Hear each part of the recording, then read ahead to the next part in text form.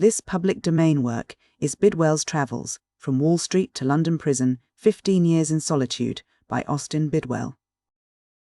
Chapter 21. The Egyptians, PAS over THE, RNDTHE Hebrews ARE, drowned therein. All the details of events leading through the long summer and autumn days of 1872 up to the hour when the golden shower began to fall on us are of intense, almost dramatic, interest. I will not, however, lengthen the narrative by giving here any further account of them, but will merely relate the story of the last 5 days before the actual presentation of our home-brewed acceptances. The bank had been discounting for weeks comparatively large sums for me. Many £1,000s of the genuine article discounted had matured and been paid, and more thousands were still in the vaults, awaiting maturity, and would fall due, while our home manufactured bills would be laid away in the vaults, there to remain for 4 or 5 months until due. Of course, a full month or 2 months before that, we could pack our baggage and be on the other side of the world. I on some hacienda in Mexico, George and Mac at some fashionable resort in Florida. They soon to knock at the gates of the 400, I to spend a year or 2 in Mexico, playing Grand Senior, until, under the skillful management of our friends, Irving, Stanley and White, at police headquarters in New York, the affair had blown over, and they invited me to return. But, as the sequel will show, the reality took on a different complexion from the ideal.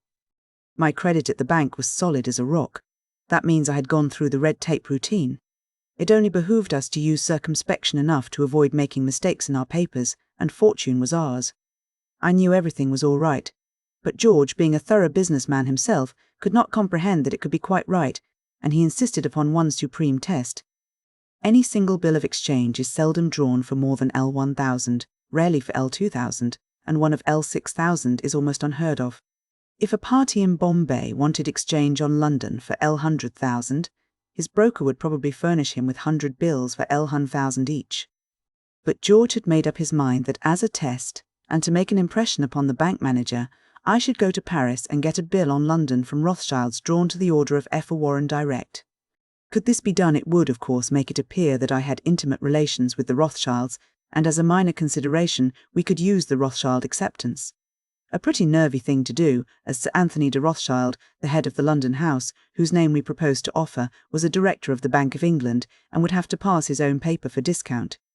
That is, paper bearing his name, manufactured by ourselves.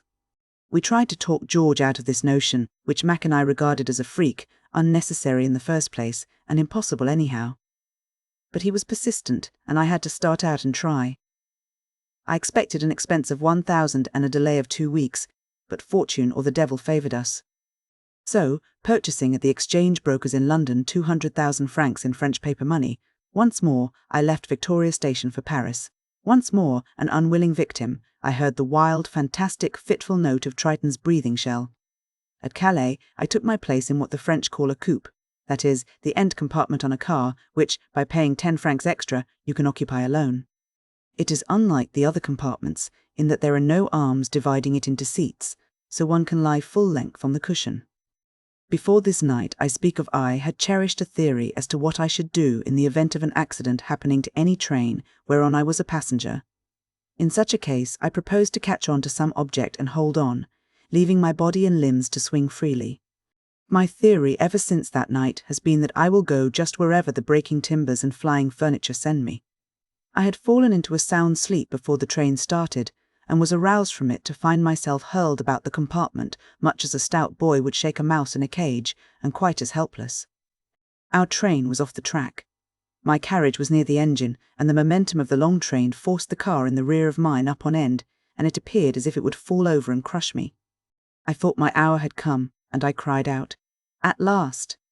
There was no fear or terror in it, but merely the thought that after many months of almost incessant travel, and necessarily of peril, at last my fate had come. It had not. How good heaven would have been if it had sent me to my doom then and there. The accident had occurred at Marquise, a small town 16 miles from Calais and 4 from Boulogne, the first stopping place of the express. It was a very long train, but the carriages were all empty except 2. A heavy excursion train had left Paris, and the cars were going back empty. What lessened the number of passengers was the fact that it was Sunday night. The English do not travel on Sundays as a rule, so fortunately a great loss of life was prevented. However, 2 were killed and half of the remaining passengers injured. My own injuries were slight and consisted of trifling cuts on the face and hands from flying glass. But far worse than that, I had received a nervous shock, which took some weeks to wear off, and during the rest of my journey to Paris and return to London, I was as nervous as a timid woman. I stayed at Marquise until noon, when the express passing at that hour made a special stop to pick me up. In our glorious and free country, the killing or mangling of a few persons more or less is of no particular concern to anyone beyond the friends of the victims, least of all to the railway magnate or to his servant.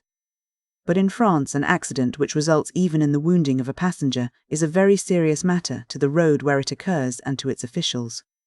They always hasten to take the fullest responsibility, and if attention or the more solid matter, cash, can comfort the sufferer, he would have no occasion to mourn long.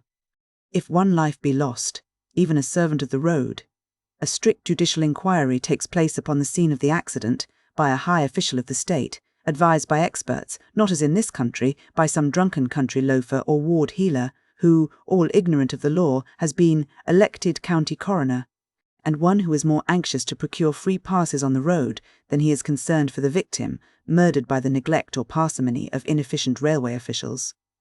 And the road from Paris to Calais is known as the Chemin de Fer du Nord, and Baron Alphonse de Rothschild, head of the Paris Rothschilds, is the president of the road. This fact occurred to me within a few minutes of the accident, and I thought I might make use of the affair as a means to help me in my business at Paris. I arrived about dark, went to the Grand Hotel, and to bed at once. My nerves were so shaken that I was timid, even when in the elevator, but I slept well and awoke at daylight feeling better. At 10 o'clock, limping badly and leaning on a cane, I entered a carriage and drove to the Maison Rothschild, Rue Lafitte. The banking house might well be called a palace. The various offices open upon a courtyard, while the whole architecture of the building would suggest the residence of an officer of state or nobleman rather than a building devoted to finance. But the currents which centre there are potent and far-reaching, and come richly laden with tribute from the 4 quarters of the world. To win that tribute, slaves toil, and, toiling, die, in Brazilian diamond mines, and thousands of coolies, entrapped by agents in China and India, enter into perfidious contracts which commit them to hopeless slavery and send them to wear out their lives in despairing toil amid the pungent and murderous ammoniacal fumes of the guano islands of Chile and Peru. The Rothschilds, too, own the Almaden quicksilver mine and others. They control the quicksilver industries of the world, and to swell their abnormal hoard, portentous in its vastness, other poor wretches, condemned under form of law, are doomed to days of wearing toil, and, their bones rotting from quicksilver absorption, to nights of racking pains. So too, far Siberia contributes its quota of human misery that the golden stream of interest on century-old loans may have no interruption, but pour on unceasingly into the vaults of the Rothschilds. Alighting from the carriage and mounting the steps with difficulty, I entered the English department and, seating myself, awaited the manager's presence. He came, and expressing great concern when he learned I was a victim of the Marquis's disaster, asked what he could do for me. I replied, I wanted to see the Baron. He disappeared into a range of offices, and no doubt told Baron Alphonse I was some important personage, doubly important, because injured on his road. Soon a slight, sallow man of about 43 appeared, wearing an old-fashioned stovepipe hat and a shabby suit of snuff-coloured garments. The look of the attendants testified that the deity was before me.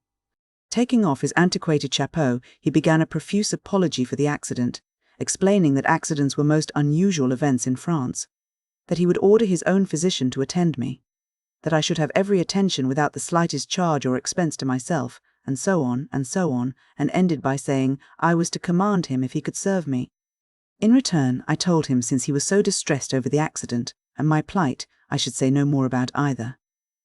But as I was too badly shaken to complete the business on which I had come to Paris, I should request him to instruct his subordinates to aid me in transmitting the funds I had brought from London back again.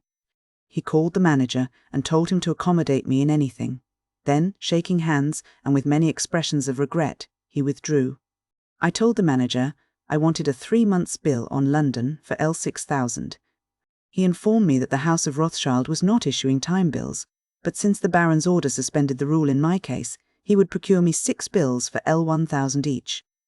These really were just as good for our purpose as one bill for L6000, but I had come to Paris on George's demand that I should procure one bill for this unusual amount, so perforce I had to say no, that I wanted one bill only.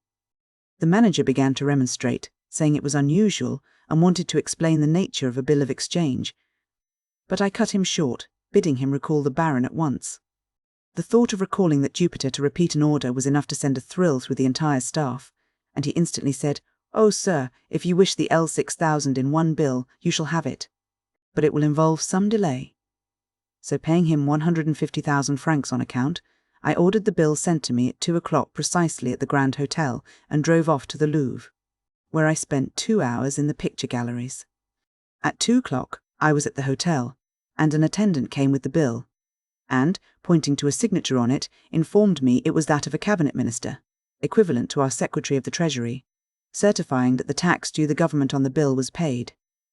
He explained the revenue stamp required upon a bill of exchange was 1/8 of 1% of the face of the bill, making the tax on my single bill 187 francs, or about $37 it. All bills are stamped in a registering machine, which presses the stamp into the paper. But there were no registering machines for a stamp of so high a denomination as 187 francs, either in the branch revenue office in the Rothschild Bank or at the Treasury. So the Baron had taken the bill to the Treasury himself and got the cabinet minister to put his autograph on it. Probably the first and only time in history that such a thing had been done. I wanted very much indeed to keep that bill as a curiosity, but then the necessity of the time was on me, and I was not then a collector of curios. I had been only 18 hours in Paris, and by a happy fluke the business was done over which I had counted upon spending a good part of the month. When I left London, I was all at sea as to how I should carry out the objects of my visit to Paris. My one plan was to procure an interview by strategy with the Baron Alphonse and try to cajole him, but without reference, and devoid of all business relations or acquaintance in Paris, it was at best a questionable expedient, and I probably would have had a takedown. But the accident at Marquise came and smoothed the apparently insuperable difficulties in my way. But I have found that something unusual does come to help a man on his way to the devil when he is anxious to get there, which he is pretty sure to do if he is only diligent and careful to improve his opportunities. What diligence and strict attention to business do men exhibit when they start out to wreck their own lives and break the hearts of those near to them? In a play by a modern writer, one scene presents Satan flying at midnight over one of our cities, while the drunken songs and joyous shouts of some gilded revellers rise in the night. The merry songs and laughter are music to the ears of Lucifer. He pauses in his flight to listen, and as the songs and shouts increase in volume, he looks down on the revellers and with a bitter sneer soliloquizes thus of them: "Ye are my bondsmen and my thralls, your lives I fill with bitter pain." And that sums it up pretty well, but we must look straight away from the entrance of the Primrose Way to the exit. Well, I had successfully played my trump card on the Rothschilds, and, not seeing the end, thought I had won, and cleverly won. So before sitting down to dinner, I went to the telegraph office and telegraphed to my partners, the Egyptians all passed over the Red Sea, but the Hebrews are drowned therein. Thinking this rather witty, I went to dinner well satisfied. An hour past midnight, the moon looked from behind a cloud and saw me, one of many miserables, leaning over the bulwark of that wretched Dover steamer, again paying tribute to Neptune. Chapter 22. Accepted. Lionel Rothschild. When George and Mac received my telegram, they, knowing the difficulties of my mission, deemed it incredible that I had succeeded within a day. So when my telegram came, they thought I was attempting some jest. Upon my arrival in London, walking into Mac's room, he being still in bed, I announced that I had in my pocket Rothschild's bill for L6000, drawn on the London house. He flatly refused to believe me, but when he and later George saw the bill, they were forced to believe.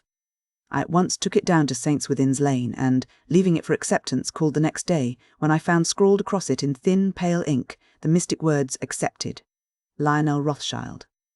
The bill itself was drawn on cheap blue paper, on the same form as the blank bills to be had at the Paris stationer's, where I had bought some. From Rothschild's I went direct to the hotel where we had our rendezvous, and the acceptance was so simple and easy that Mac had it copied on another bill in 10 minutes. The business methods of the bank were so loose that there was no necessity for imitating signatures, but as a precaution, this was done to some extent. I then proceeded to the Bank of England for my last personal interview with the manager. I must halt here for a brief space in the narrative in order to enlighten my reader upon some new developments, also to introduce the new member we at this time brought into our firm. There was a friend, a very old friend of mine residing in Hertford, Edwin Noyes by name. We had known each other from our schoolboy days, and there was a warm friendship between us. Our paths in life had been wide apart, but we maintained a frequent correspondence and often met. He knew nothing of my primrose life, but supposed, of course, from the style of my living, that I was the possessor of a handsome income from my business, which lay, as he imagined, in that mysterious precinct known as the Street, which of course meant Wall Street, and that my business was speculating in stocks. He was a trifle older than myself, of a steady, reserved nature, and a discreet and safe friend. This was the new member of our firm. How he came to be so, I must explain. Up to this time, as the reader will have noticed, I was the only one of the party known at the bank, and, of course, was the only one who seemed to be taking any risk. Even in the event of discovery, it would apparently be necessary for me only to take flight. George and Mac, not being known in connection with the fraud, could remain in London until such time as they chose to go home, to make matters absolutely safe for me as well. We got up this scheme. I told the manager of the bank that I had bought an immense plant and shops in Birmingham to manufacture railway material, and that I should be there superintending the work a good deal. Therefore, I might occasionally send any bills I had for discount from there by mail. I had sent 2 or 3 lots of the genuine bills in that way. If I could send the imitation bills the same way, Mac and George could carry on the business through the mail in my name, and I could be at the other side of the world while the actual operation was going on, so that far from my ever being proved guilty, there would be proof of my innocence. For how could I be guilty of a crime committed in England at the very time I was on a pleasure jaunt in the West Indies and Mexico? Thus it was arranged. Mac and George could do everything, and remain in the background themselves, provided we had a safe man whom I could introduce at the bank as my clerk or messenger, also to represent me in different places where I could introduce him as my messenger before I left England. The reader will see the extreme artfulness of the plot, but in all wrongdoing there is sooner or later a slip-up. Be the plot ever so artful, or however safe the wrongdoing may appear, the unforeseen something will happen. Of course, Mac and George not being known at the bank need not care, but it might easily be serious for me. When the explosion came, 50 people in and about the bank would remember my face.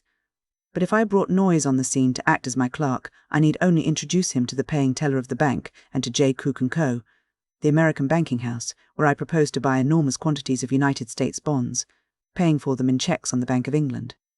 Of course, the bonds being all bearer bonds would, with our knowledge of finance, be as good as so much cash. So, knowing Noyes, if he would embark in the enterprise, had plenty of nerve, and could never be bribed or bought into betraying us, should he by any failure of our plans happen to be arrested, we determined to send for him. A short time before we arrived at this conclusion, I had sent this precautionary letter to him.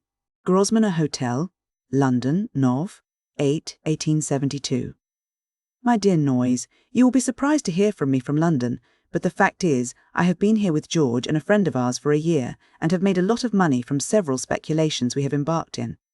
In fact, we have been so successful that we have determined to make you a present of $1,000, which find enclosed. Please accept the same with our best wishes. We may be able to give you a chance to make a few thousands if you would care to venture across the ocean. Perhaps we can make use of you. If so, I will send you a cable. If I do, come anyway, as we will pay all your expenses should you determine not to go in with us on the deal. Be cautious and preserve absolute secrecy when you leave home as to your destination. We'll explain the reason for this when we meet. Keep your weather eye open for the cable. It may come any hour after you have this.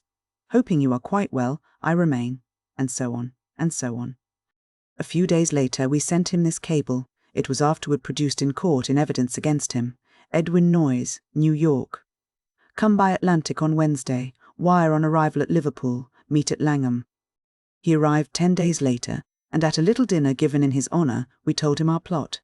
He was astounded, and for the remainder of the dinner, and for the day too, for the matter of that, he acted like a man in a dream, and we 3 were amazed that he did not instantly fall into our plan.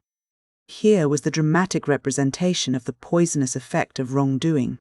We three had by degrees become accustomed to look upon a fraud committed by ourselves with equanimity. I say by degrees. Insensibly we had been sinking deeper and deeper, until, our moral senses blunted, we found excuses to our own consciences. But here was my companion and friend. He was no Puritan, but, like ourselves, but a few brief months before, regarded crime with detestation.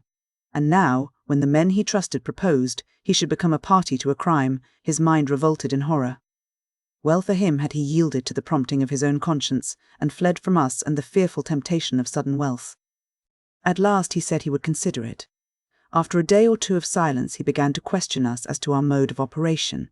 Then his mind became more and more familiarized to the thought, until at last, fascinated by our association, he acquiesced, saying, "I will do it. I want money badly. The Bank of England, after all, will not miss it. So I'll go in for this once." By our direction he went to an obscure hotel in Manchester Square, and then purchased clothes more suitable for his new position than the fashionable tailor, cut suit he wore from New York. On several occasions I had gone to J. Cook & Co. in Lombard Street and purchased bonds under the name of F. Warren, and giving cheques in payment upon the Bank of England. So one day I went there with Noyes and purchased 20,000 in bonds, giving my cheque for them. I then introduced Noyes as my clerk, directing him to deliver any bonds I bought to him at any time. The next day he called, and they gave him the bonds which I had given my cheque for the day before. So there was no necessity any longer for me to come in person to make purchases. Noyes could appear there any day, give an order for bonds, secure a bill for them, and in half an hour bring a Warren cheque for the amount of the bill, pretending of course that he had got it from me, but really getting it from Mac, leaving the cheque for collection, and to call the next day for the bonds. The same day that I introduced him to J. Cook & Co. I took him to the Bank of England at a busy time of day, and while drawing L2000, I casually introduced him to the paying teller as my clerk, requesting the teller to pay him any cheques I sent. Then for the next few days I had Noyes take cheques to the bank and had him order 2 or 3 small lots of bonds from J. Cook & Co., so that they became familiarized with seeing him come on my business. The plan was complete at last. Everything was ready to carry out our scheme in perfect safety to all, and, as related in the beginning of the chapter, I was now on my way to the bank for my last visit, with the Rothschild bill in my hand. Many accounts were given of this famous interview in the English press just after the discovery of the fraud and prior to my arrest, also when the details transpired at the trial. The facts were simply these. I presented myself at the bank and, sending in my card to the manager, was ushered at once into his parlour. After a few remarks upon the money and stock market, I produced the bill, remarking that I had a curiosity to show him which had been sent me by a correspondent in Paris. It was certainly a curiosity. It was a thing entirely unknown in the history of the bank to have a bill of exchange bearing the signature of a cabinet minister, certifying that the internal revenue tax had been paid on it. This, along with the circumstance that the bill was made payable to myself, evidently made considerable impression on the manager and confirmed him in his good opinion of his customer. The unusual features of this bill of exchange led him to relate some of the inner events of the bank's history, during which I asked him what precaution the bank took against forgery. He told me a forgery on the bank was impossible. But I asked, why impossible? Other banks get hit sometimes, and why not the Bank of England? To that question he gave a long reply, ending with the assertion that our wise forefathers have bequeathed us a system which is perfect. "Do you wish me to understand you have not changed your system since your forefathers' time?" I said. To which he emphatically replied, "Not in the slightest particular for 100 years. In conclusion, I told him I should be fully occupied looking after my different business interests, but would give him a call if I found time. I also said I would have the bill discounted and take the cash away with me, instead of having it placed to my credit. He called an attendant, gave the necessary order, and the cash was handed me.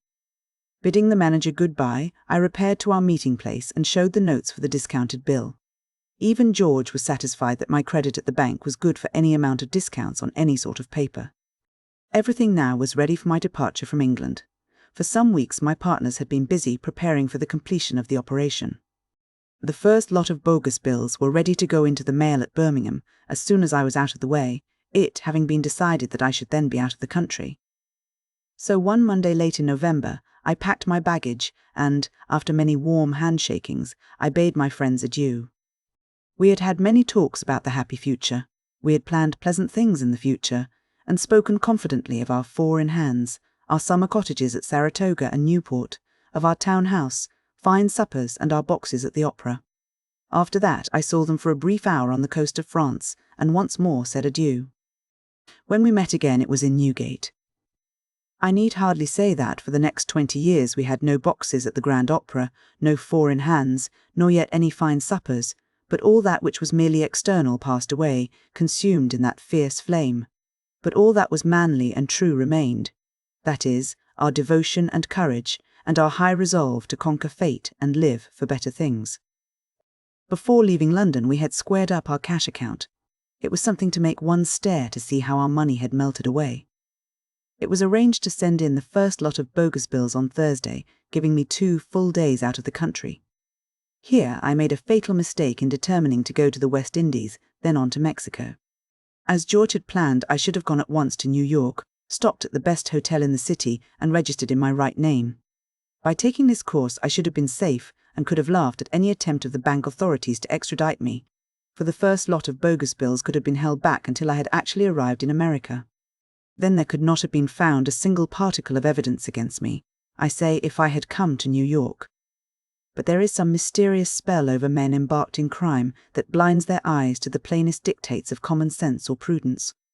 This has been proved in 1,000 dramatic instances, but never more forcibly than in our own. It would seem as if clever, daring men do almost impossible things with ease, but there is a nemesis which blinds them to trifles, fatal if overlooked, causing them to make mistakes of which a schoolboy would be ashamed. When we first got our combination together, I thought we had found a shortcut to fortune, and never doubted of our success to the very end, and amid many mishaps that either crippled or ruined our schemes and lengthened this shortcut to fortune, I maintained my confidence until on that day down in blazing Rio, when the letter C in lieu of the S in endorse came to the front to crumble our sure thing into ruin. I remember that in the stupefaction which for a few minutes settled down on us, I felt we were really fighting against fate. A fate that, like the fiat of deity, says, "Thou shalt not," to all wrongdoing. For some time after that, endorsed takedown, a feeling took possession of me that such shortcuts to fortune were risky, and that if success did come, the success would in the end prove a failure. But there is so much in companionship and such magnetism in human association that when we all three met in Paris and went in and out together, then, under the stimulus of our union, I forgot all my forebodings and began to think the unforeseen fatal something would not happen, and that we could conquer fortune whether she would or no, and by any method on which we chose to enter. But, as will be seen in the sequel, when revelling in an unheard-of success, literally loaded down with wealth, Nemesis appeared, and by means even more simple than our error in Rio stripped us of our wealth and dignity, and left us naked to every storm that blew. Chapter 23. Showers. OFGOLDFLLLNDTHEN. I shall try and condense into a single chapter the narrative of events in London from the time of my departure until the day, some months later, when our scheme exploded and all took to flight when Noyes was arrested. Our expenses had been so enormous that we were anxious to make enough to recoup them, so it had been agreed that the first batch of bogus bills should not exceed the amount paid out since leaving Rio. I left for Paris on Monday. On Wednesday, Noyes went to the bank and drew out all the money to my credit, except £300. The same day he went to Birmingham and mailed lot number 1 of home manufacture bills, representing 8,000. The next 24 hours was an anxious time for my friends. The bills would be delivered by the early mail on Thursday, and if all went right, the proceeds would be placed to my credit by 12 o'clock, and the bills themselves would be stowed away in the vaults until they were due some months ahead. George and Mac waited, with the greatest anxiety, until 2 o'clock. They had everything packed for instant flight, when at that hour they sallied out of Mac's lodging and started for the bank to make the test. They had filled out 2 Warren cheques, one for L2,300 payable to Warren, another for L4 pence, payable to bearer. Noyes went on ahead, the others following, and took his stand on the steps of a hotel in a side street not far from the bank. Keeping his eye out for a suitable-appearing party, he finally stopped a uniformed messenger and, telling him to take the L4 tens. Check to the bank, bring the money to him there, and he would be paid for his trouble. Of course, as soon as the messenger had turned his back, Noyes bolted around the corner to a place agreed upon, while Mac followed the messenger to the bank and saw he was paid without question.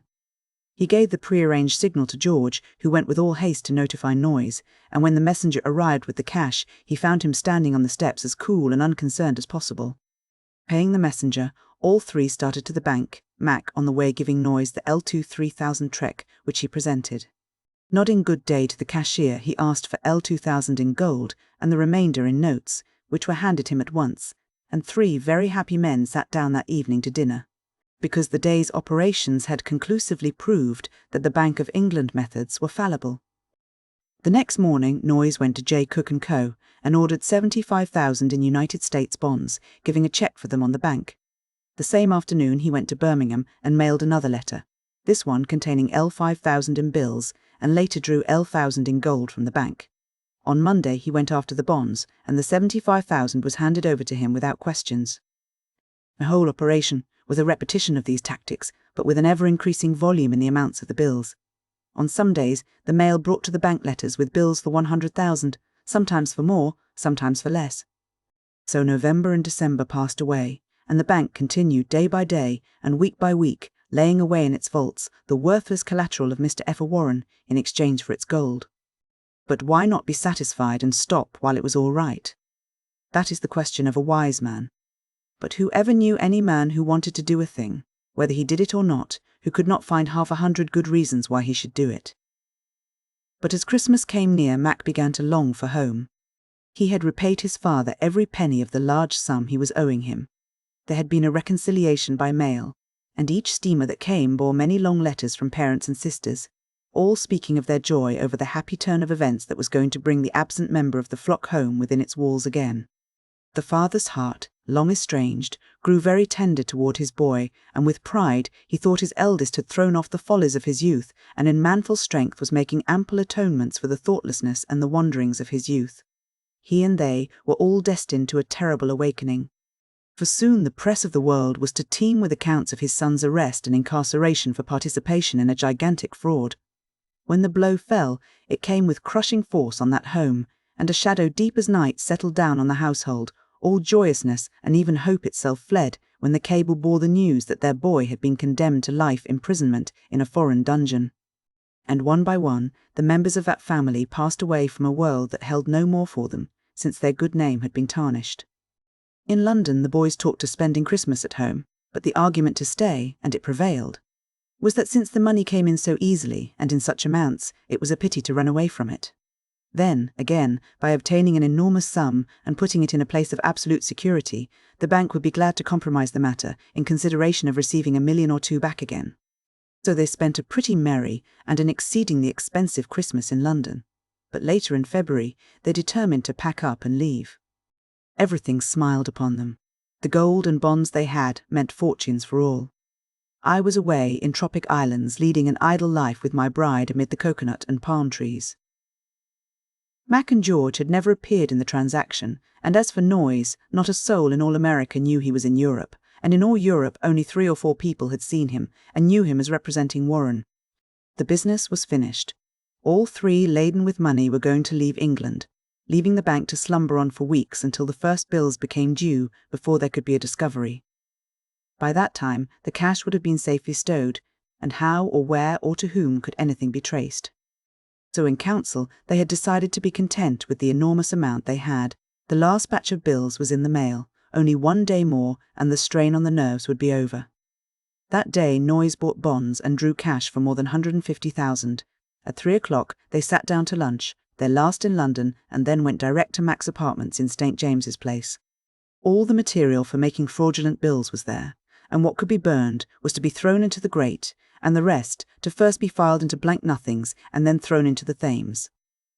The 3 were there, and they were happy. They had engineered a gigantic scheme, had struck for wealth and won. The short-cut to fortune in defiance of fate had been traversed, and now they set about a grateful task, that of getting themselves and their rich argosy out of England. Mac, being the artist of the party, and having executed the actual writing, drew the sealed box containing the unused bills up to the fire and began throwing them in one by one. In doing so, he occasionally would throw some bill more elaborate than the common run on the floor beside his chair. He had finished his task and took from the floor those he had thrown there, looked at them for a moment, then crumbling them together, raised his hand to throw them in the fire.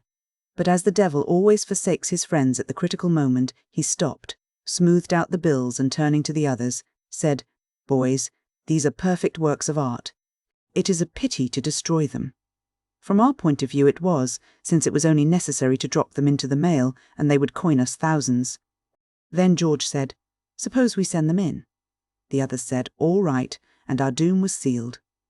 There were in the lot 19 bills of exchange for L26,000.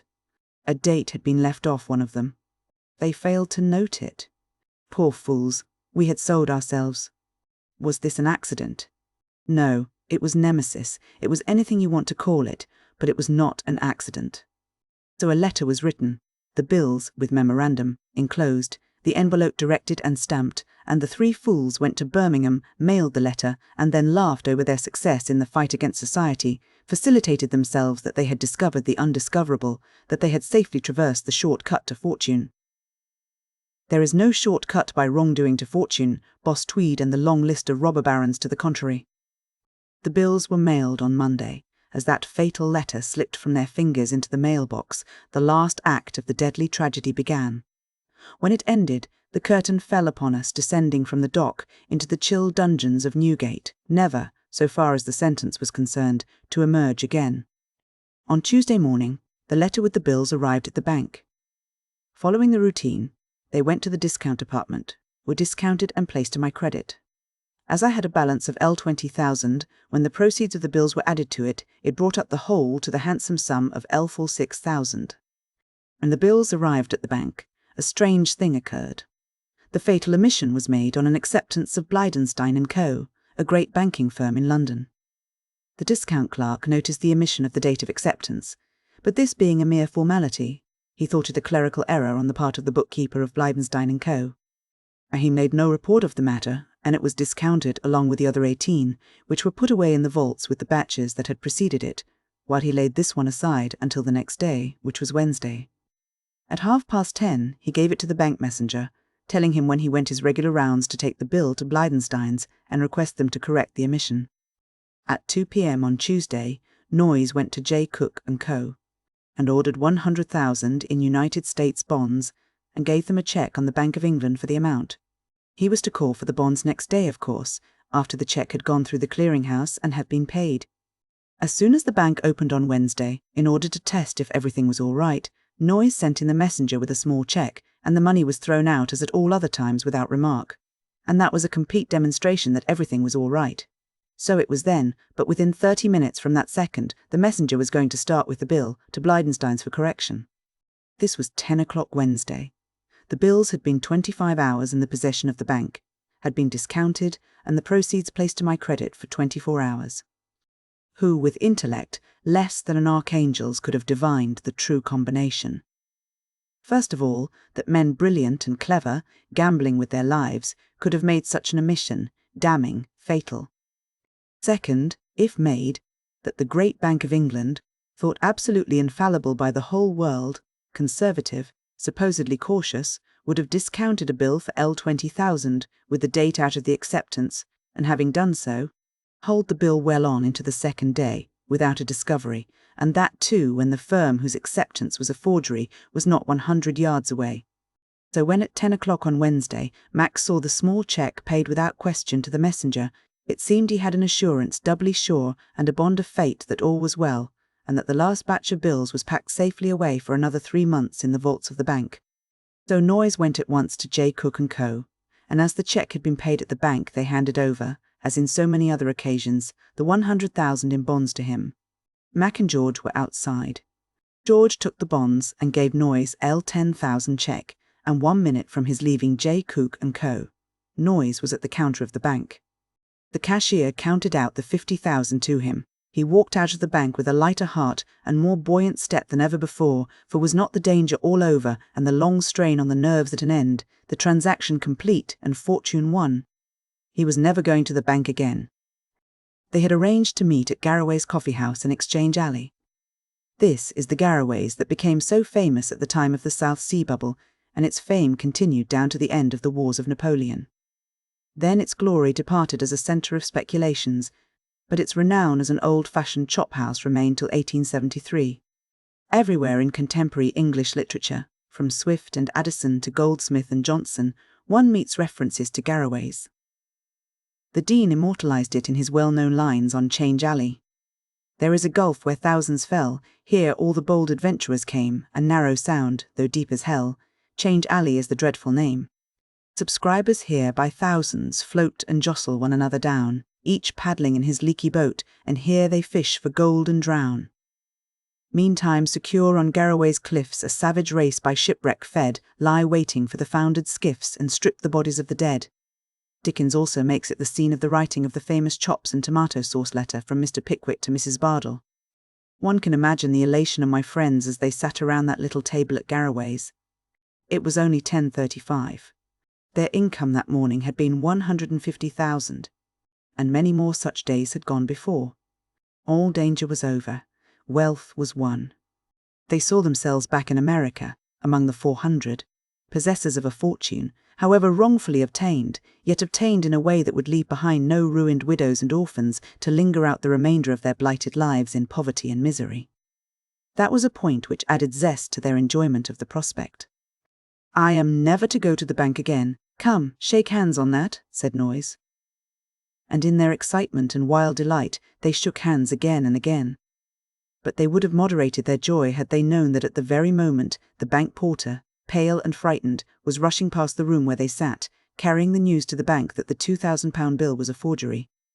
Instantly all was confusion and excitement in the bank. Telegrams were at once sent to the detective police, and at that moment swarms of them were pouring out of the Bow Street and Scotland Yard offices. That already stories of gigantic frauds, multiplied 1,000-fold by rumour, were flying everywhere that every bank in London was victimised. In 10 minutes the story reached the Stock Exchange, and a scene of terrific excitement ensued, and, through it all, our three innocents sat on in that dingy old coffee-house, serenely unconscious of the fearful storm that was rising. Still, they were safe. Everything was confusion in the bank. The terrified official, frantic with fear, could only describe a tall young man, an American, who said his name was Warren. Had my three triumphant friends only known what was up, they might have sat where they were the day through and drank porter out of the pewter mugs in safety. There were 100,000 men in London who would answer any description the bank could have given of Noyes. Mac and George had never appeared in the transaction, and I, the Effa Warren they were looking for, was living quietly with my young wife in a lovely isle in the tropic sea. Surely, then, these three high-toned financiers still had the game in their own hands. They had nothing to fear. They had wealth. There was no clue to their identity, and the world was before them, a world which lays her treasures and pleasures at the feet of him who commands wealth. But that mighty something had decreed otherwise, and a subtle spirit under whose power they were, but purposeless puppets, inspired them to commit an act of folly, which was to hurl them from the fool's paradise wherein they were revelling down to the pit of despair.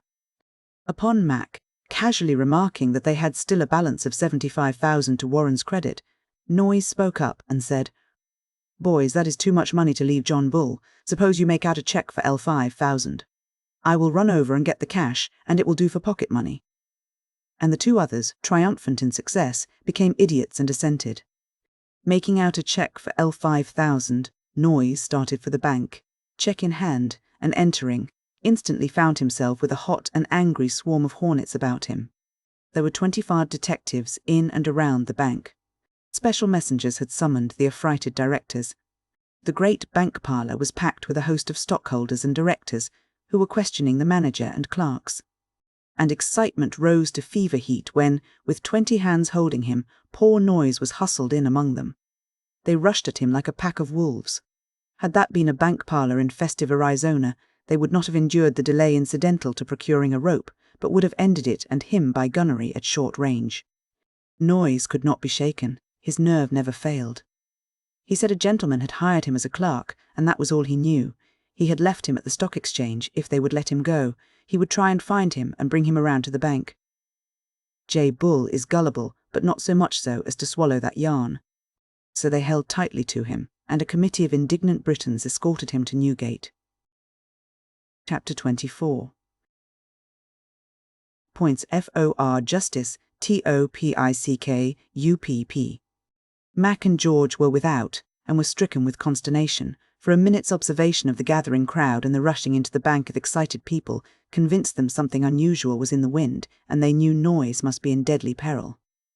Mac rushed into the bank in hope to warn or to be of help. Everything there was in confusion. Unobserved in the excitement, he made his way into the parlour and there saw what made his heart stand still. Noyes surrounded by an angry crowd of officials. With great presence of mind and great nerve, he pushed through toward Noyes, who saw him and knew he was there to help if he had a chance to bolt from his captors, but there was no chance. As they were about starting for Newgate, Mac slipped outside and told George what had befallen Noyes, and discussed the possibility of a rescue when on the way to Newgate with him. While they were waiting in the entrance, Noyes came out in custody. He saw and recognized them. They joined in the crowd and were within arm's reach of him every rod of the short distance to Newgate. But the crowd was packed so tight that one could hardly move, and a rush for escape was hopeless. Arrived at Newgate, Mac, in his desperation, was entering with the escort when George pulled him away, and as they got out of the crowd they heard the newsboys crying, "Great forgery on the Bank of England by an American. Old 10,000 million obtained." That afternoon, Lionel Rothschild, president of the board of directors, called on him at Newgate and offered him his liberty and L1000 reward if he would tell all he knew. But Noyes' nerve was not to be shaken. He said a gentleman, an entire stranger, had hired him as a clerk and messenger, and he knew nothing about Mr. Warren nor his business. All this time, the 150,000 drawn that morning was in a stout bag behind the counter at Garraway's. Little did the barmaids dream of the treasure that was in the bag at their feet. When Mac went for it, one of the barmaids asked him if he had heard of the great bank robbery. He drove to St. James's Place, and soon George joined him there. Here again was enacted the scene we had in Rio. As there, so here, they looked at each other in helpless stupefaction. Why had they not been satisfied? Why had they let Noyes go for a paltry L5,000? Why had they not understood the meaning of the evident excitement in and around the bank? In Rio, there was only a suspicion aroused. Here, our companion was a prisoner in Newgate. Scarcely an hour had passed since he was free, and without a fear had joined in the congratulatory scene at Garraway's. Now ruin was threatened. Upon cool reflection, they came to two conclusions. First, that Noyes not only would never betray them, but that he could be depended upon to keep so close a mouth that no clue could be pumped from him. And next, that he could never be convicted of the forgery. He might, of course, be subjected to a few weeks of Newgate life. That was very awkward, of course, but it would come all right. So they resolved for the present to remain in London and await developments. That night the cable flashed the news of the forgery over the world, dwelling particularly upon the fact that the perpetrator was an American. The next morning the London press overflowed. Every prominent paper gave a leader in the editorial column, and when the weeklies and monthlies came out they followed suit. These editorials make now to us, who were on the inside, amusing reading. They were full of Philistine talk and amazement, and generally conceded that Noyes was an innocent dupe, and all more or less doubted if his principal, the mysterious Mr. F. Warren, would ever come back to say so. Day after day went by, and Mac and George hung around London, reading the accounts of the affair and of the examination of Noyes before the Lord Mayor. They had communicated with him through his solicitor, and he sent them word to leave England at once. In the meantime, they had been sending away the cash, and so entrenched were they in the belief that by no possible chance could their names become mixed up in the affair that in every instance but two they sent the money or bonds to America in their right names. In the meantime, the bank very wisely sent a cable to their legal agent, Clarence A. Seward, in New York, asking him to set the American detective force on the alert. He was a man of the world and understood quite well what sort of men then ruled at police headquarters, so he sent at once for Robert A. Pinkerton and gave him entire charge of the American end of the line. Eventually, they unearthed the whole plot, secured the evidence that convicted us, and recovered the greater part of the money. The first step taken by the private inquiry men was to have our friends, the detectives at headquarters, led to believe that they had the case entirely in their own hands, and to strengthen this Pinkerton had the Bank of England agent in New York go to headquarters every day and pretend to consult with Irving. After the Continental raid, on our return to London we sent Irving 3,000 in greenbacks in a registered letter, but in order to have a hold on our 3 honest friends at headquarters in case of any possible treachery in the future, we put the money in the envelope in the presence of a magistrate and had his clerk register it and make it a part of the court record. The envelope was simply addressed James Irving, Esq., 300 Mulberry Street, New York, and of course the officials in London supposed it a private address. When we returned from Rio, we sent another 3,000, 1,000 each for Irving, Stanley and White, and took the same precautions. Soon after the floods of money coming to us in London, Mac sent 15,000 to Irving in another registered letter, without any precautions, however. Irving and Co. did not know what game we were playing, but were very happy over the dividends past and to come. But when they read the cable dispatches in the press about the bank forgeries, their bliss was ecstatic. Each in fancy saw himself decked out in a magnificent diamond pin and ring, spinning along Harlem Lane behind a particularly fast pair in a stylish rig. This was their day vision. At night, each saw himself in certain resorts ordering unlimited bottles, or seeing New York by gaslight at the rate of 100 a minute, and the Britishers paying for it all. But the lawyers and the Pinkertons between them played Irving and headquarters for fools and knaves. Day after day, one of the lawyers visited Mulberry Street, and, being tutored by Pinkerton, gave deceptive points to Irving, who, with his 2 chums, was completely hoodwinked and never suspected the game being played on them. But as I have got somewhat ahead of events in London, I will return there and very briefly narrate what was taking place there. Nearly every day Noyes was brought before the Lord Mayor and officially examined, but, acting under advice of his lawyer, he was strictly non-committal.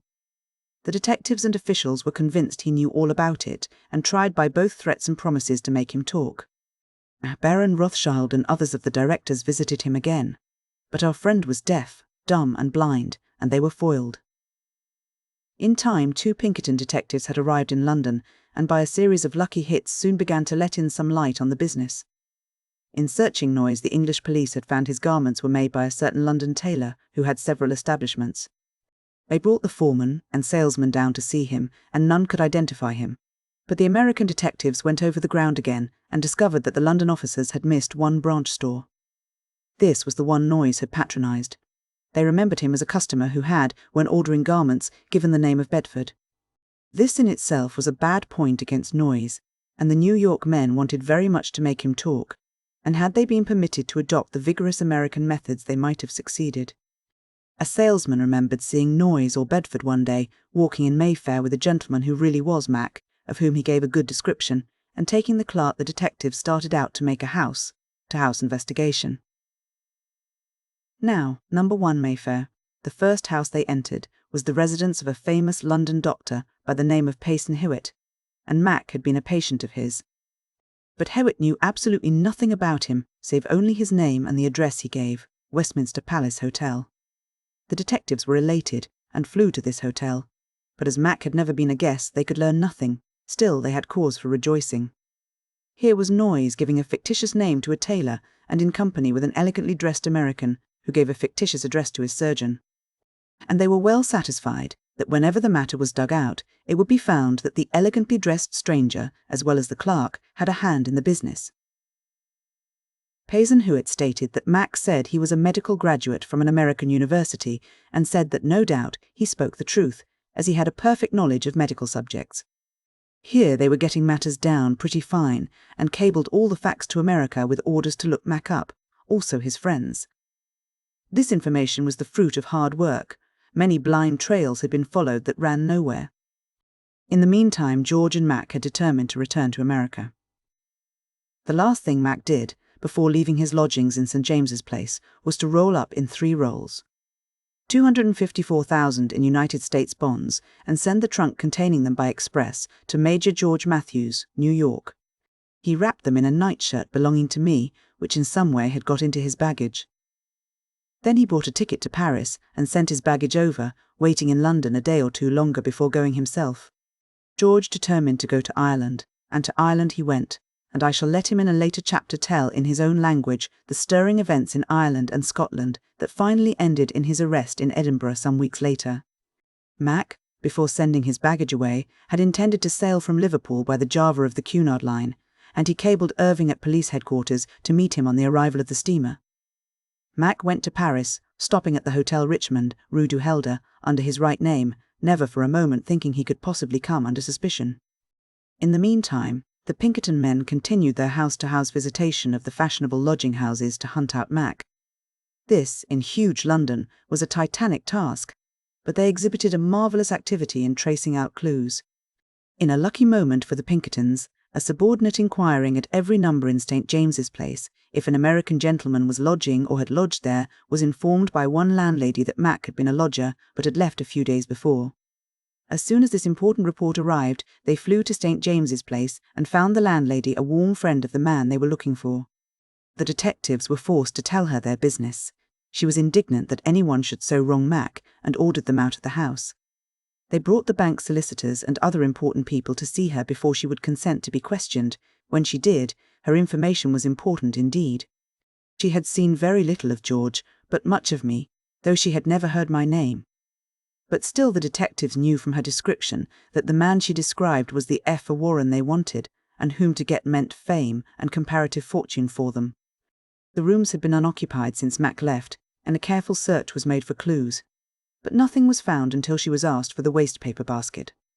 And the basket proved to be a bag, and when turned out some pieces of blotting paper appeared, which, held in front of a mirror, of course would reflect the writing the same as on the written sheet, and on holding the last of the lot to the glass they were thrilled through when the Pinkertons saw reflected there 10,000 Warren, which, when compared with a cancelled cheque of mine, then in the possession of the bank, exactly fitted it. Here was a piece of evidence, which, if it could be brought home to Mac, was a chain to bind him fast and sure. Pinkerton and his man started at once for Paris, and going to the American bankers, where most Americans register on arrival, they found Mac's name as large as life, registered at Andrews & Co., as stopping at the Hotel de Richmond. Pinkerton was not long in reaching Rue du Helder, and learned that Mac had left for Brest the night before. In short order, he was at the Paris agency of the steamship company, and found that Mac had purchased a ticket to New York by the Thuringia, which was due to sail that very hour from Brest. He did not let the grass grow under his feet between the ticket and telegraph offices, and there he telegraphed the authorities to arrest Mac, but he had a speedy reply that the Thuringia had sailed half an hour before his telegram came. On second thought, he quite possibly was not sorry Mac had got off to New York, as it would lengthen out the bill and scatter some of the bank's money in New York. He therefore cabled to his office in New York particulars as to Mac's departure, and then he turned all his attention to discovering who this Warren could be. Mac had cabled Irving that he was coming by the Thuringia. Pinkerton, feeling that there was no secrecy required about his man being on the steamer, gave the fact to the press, and Irving discovered, very much to his chagrin, that all the world shared with him his secret as to Mac's whereabouts, and that if he would save his reputation, he would have to be on hand, not as a friend and confederate, but in his official capacity and make a genuine arrest. That is, unless he could arrange to have Mac taken off the steamer in a small boat as soon as she came into the lower bay, and before the police boat, with its load of officials, came alongside. This Irving and his two subordinates resolved to attempt, so he took into his counsels a great chum of his and a well-known burglar by the name of Johnny Dobbs. To him was given the job of getting Mac off the steamer, but he made a serious blunder. Instead of hiring and manning two boats, one to relieve the other, he got only one.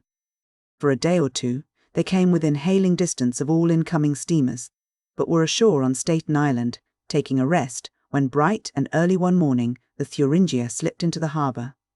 There was a man in the boat with Dobbs who knew Mac, and the plan was to meet the steamer, and as Mac was sure to be on deck on the lookout, to shout to him to jump overboard, and they would pick him up and make for shore. Once ashore and warned, they would not have seen him again. After the Thuringia came into the harbour, Irving kept the police boat waiting over an hour. Then, supposing his friend was safe ashore, he boarded the ship. There were 5 United States Marshals on the police tug, the bank lawyers and some of the private inquiry officials.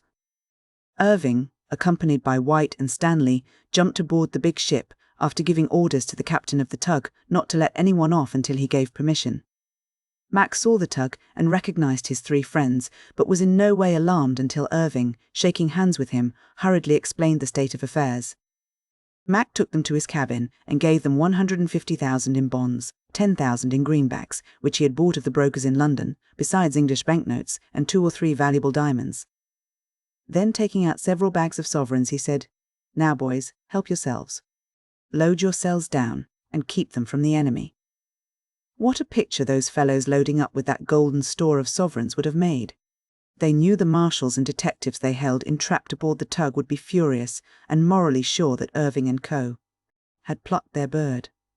Therefore, any appearance of pockets bulging out might lead to disgrace, so, while they hated to leave any, for their fingers itched for all, yet they were forced to that cruel self-denial.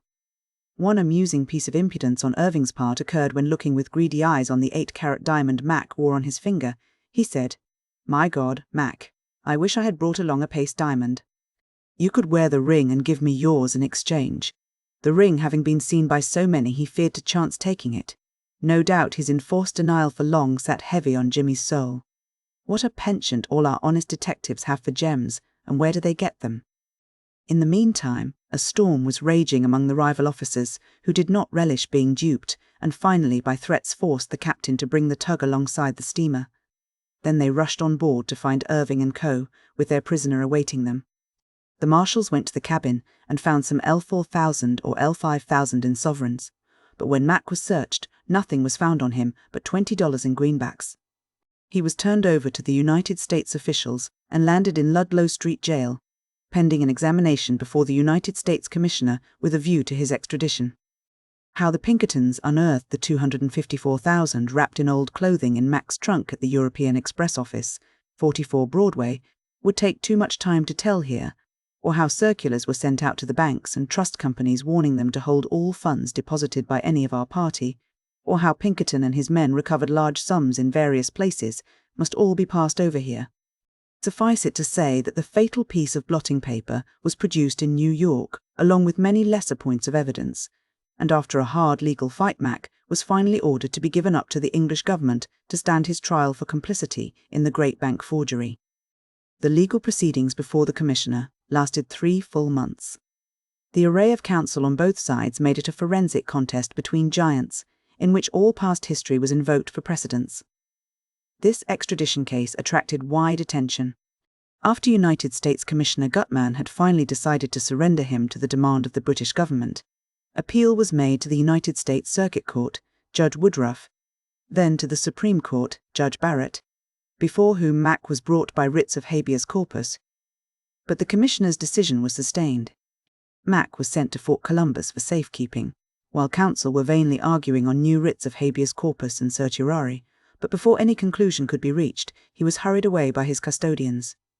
He had scarcely time to bid goodbye to his counsel, when with a United States officer he was hurried into a carriage in Chambers Street, guarded by Chief Deputy Marshal Kennedy and Deputies Robinson and Crowley, and driven rapidly down Broadway to the Battery, so that the large crowd who gathered to witness his departure from the metropolis had very little time to feast their eyes. He was transferred from the Battery to Governor's Island by a tugboat and subsequently handed over by the deputy marshals to the charge of Major J.P. Roy, who had him escorted to Fort Columbus. The following morning, United States Marshal Fisk, with deputies Crowley and Purvis, Mr. Peter Williams, Solicitor of the Bank of England, Sir Edward Hancock, a London detective, Deputy Marshal Colfax and others, boarded the steam tug P.C. Schultze at the Battery and steamed across to Governor's Island. At 10:30 o'clock, Captain J.W. Bean, on post at the fort, received an order to deliver him over. Captain J.W. Bean then delivered him over to United States Marshal Fisk's charge, with whom he descended the steps from the balcony of the fort and marched, with a deputy at either side, through tiled pathways and groved and shaded avenues, to the wharf at the other end of the island, where the Schultze was awaiting his arrival. A large crowd of spectators, soldiers and civilians lined the wharf, lingering anxiously to see him off. But he walked very leisurely, smoked, laughed, and appeared in a state of unaccountable good humour. It was nearly 11 o'clock when the Schultzes steamed away from Governor's Island wharf, and whistled and rattled down the bay to await the arrival of the Minnesota, which lay at anchor during the forenoon near Pier 46 North River, and did not sail until some minutes after 12 o'clock. The Schultze meantime waited, steaming around the lower bay until the Minnesota arrived. The steam tug neared the bulky and huge vessel, and Mac was finally taken on board by United States Marshal Fisk and Deputy Marshals Robinson, Crowley and Colfax, and given into the custody of the English detectives, Sergs, Webb and Hancock, who in return gave the usual receipt to Marshal Fisk. For the present, I leave Mac on the Atlantic, sailing swiftly eastward to meet his terrible doom. Chapter 25. Th Irony, OF Fate. In this chapter 1, given his own words, George's account of his flight from London and his arrest. Without the remotest suspicion that my right name was known, or that anything had been discovered to show my connection with the fraud, I resolved to take the steamer Atlantic of the White Star Line at Queenstown for New York. Knowing that all the railway stations in London were being watched, and that any man buying a ticket for America might have to give an account of himself, I sent a porter to purchase a ticket for Dublin via Holyhead. I intended taking the 9 p.m. mail train, and, as a precaution, I waited until the last moment, after the passengers were on board and the waiting room doors shut. As the mail was being transferred from the wagons to the train, I took the opportunity to walk through the big gate unobserved amid the rush and confusion. The car doors were all locked, but on showing my ticket to a conductor, he let me into a compartment, no doubt supposing that I had obtained admission to the station from the waiting room and had been loitering about. The same was probably the case with the 2 or 3 other men looking out of the waiting room window at the platform, whom I judged to be detectives. The train rolled out of the station, and soon I was leaving London behind at the rate of 50 miles an hour. After midnight we took the steamer at Holyhead and arrived at Dublin about 7 a.m. I should not have felt so comfortable throughout this night's journey had I known that the telegraph was flashing in all directions. £5,000 reward for my capture. A whole column regarding myself and my supposed movements was published in the Dublin papers of that morning. Not suspecting they contained news regarding me, I neglected purchasing one, and, remaining ignorant of my imminent danger, took the train for Cork, where I arrived about 4 p.m. I had 2 or 3 London papers of the previous day in my hand as I left the station. I had never been in Cork until then, and as I passed into the street 2 detectives, who were watching the passengers, turned and followed me. A few yards from the station, one of them stepped up by my side and said, "Have you ever been here before?" I slightly turned my head toward him, gave a haughty glance as I replied, "Yes," then looked straight ahead and continued my slow gait, paying no further attention to him. He continued walking by my side for a few steps, as if irresolute, then dropped to the rear, rejoining his companion. I did not dare to look around or make inquiry as to the location of the wharf from which the tugboat started to convey mail and passengers to the New York steamers, which waited in the outer harbour. Therefore I continued my walk along what appeared to be the main business street, perhaps for a quarter of a mile, then turned into a druggist's and called for some Spanish licorice. This was done to enable me to ascertain if the detectives were still following. In a moment they passed the shop, gazing intently in, and saw me leaning carelessly against the counter with my face partially turned to the street. As soon as I had paid for the licorice, I continued my walk in the same direction, but saw nothing of the men, they having evidently stopped in some place to let me get ahead once more. In a short time I approached an enclosure over the gate of which was a sign that informed me I had come by accident direct to the wharf of the New York steamers. Entering, I found the place crowded and the tugboat ready to convey the passengers to the steamer Atlantic. Before attempting to step aboard the tug, I took a covert look around and saw my 2 detectives standing back in one corner with their eyes fixed upon me, all but their heads being concealed behind the crowd, waiting to see their friends off for America. Apparently unconscious of their presence, I threw my papers, one by one, down among the passengers, and as the deck of the boat was 8 or 10 feet below, the detectives could not see to whom they were thrown. I stood leaning on the rail a short time gazing at the scene, then left the wharf, not even glancing in the direction of the detectives. I felt that any attempt of mine to embark would precipitate their movements. Therefore I at once abandoned all ideas of taking passage from Queenstown. Now mark the irony of fate. That was the last passage ever made by the magnificent steamer Atlantic. Some magnetic influence arranged her compass so that she ran 20 miles out of her course, striking on the coast of Nova Scotia, at Meagher's Head, Prospect Harbour, broke in 2, then rolling into deep water sank in a few minutes. Out of 1,002 persons on board, 560 perished, including most of the saloon passengers and all the women and children. The elegant cabins and staterooms became their tombs, and one might have been mine. But not for me such favouring fate. A moment's struggle ended their sufferings, while I was left to undergo the pangs of 1,000 deaths. I continued my walk up a hill among the private residences of the city, and, hailing a cab, told the driver to take me back to the station. Eager for a job, he asked to drive me a mile beyond on the railway. Thinking, I might elude the detectives at the Queenstown station, I acceded, and he made his little Irish horse rush along at a pace which brought us to the stopping place just before the train arrived. I purchased a ticket and hastened into a carriage, where, lo and behold, sat the two detectives. A few minutes brought us to Cork again. I was not yet aware they were in possession of my right name, and the knowledge that a reward of L5,000 was offered for my capture, nor that their hesitation was occasioned by doubts as to my identity, which the first false step on my part might remove. I did not suppose they were looking especially for me, but for anyone in general whose actions and appearance might indicate that he was one of the operators in the bank forgery.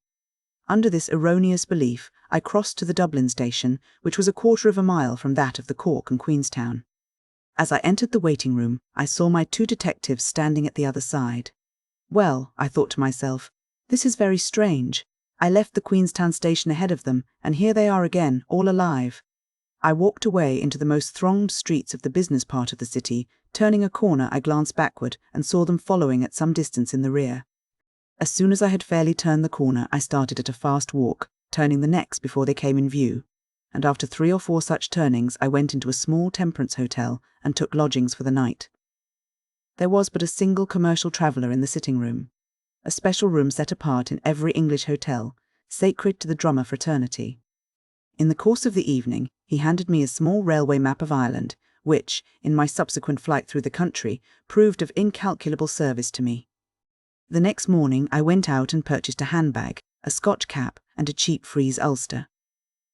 My night's cogitations had not enabled me to solve the detective problem, but I felt confident that something was decidedly wrong. I then hired a covered cab, driving past the post office to reconnoitre, and saw one of the detectives standing in the doorway.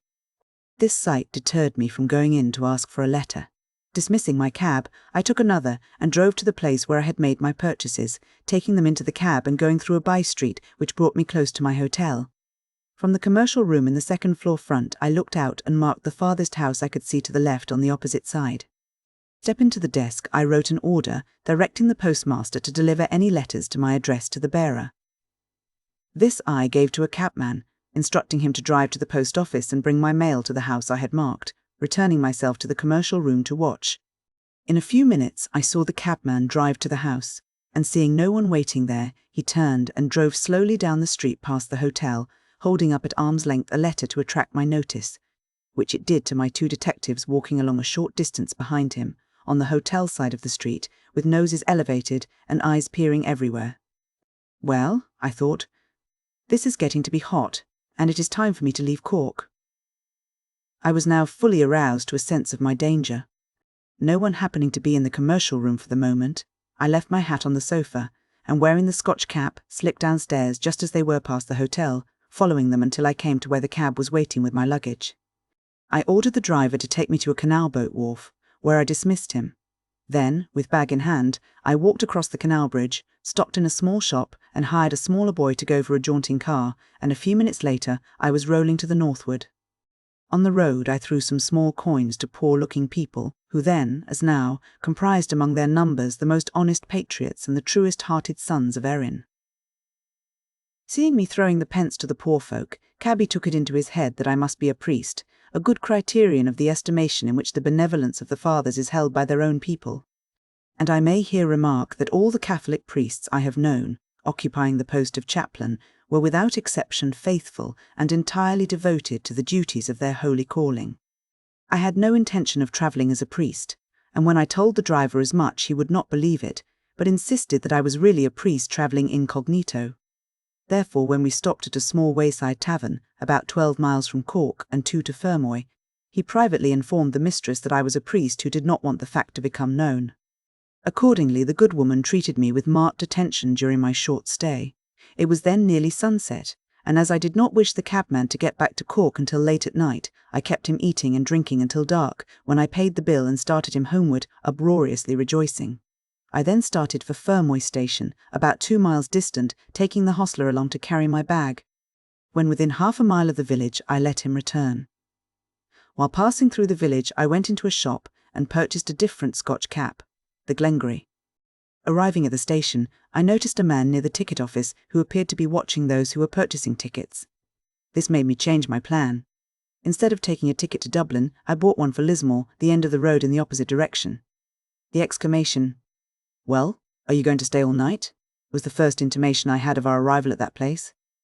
I rubbed my sleepy eyes and saw with dismay that all the passengers were gone, and one of the porters was putting out the lights.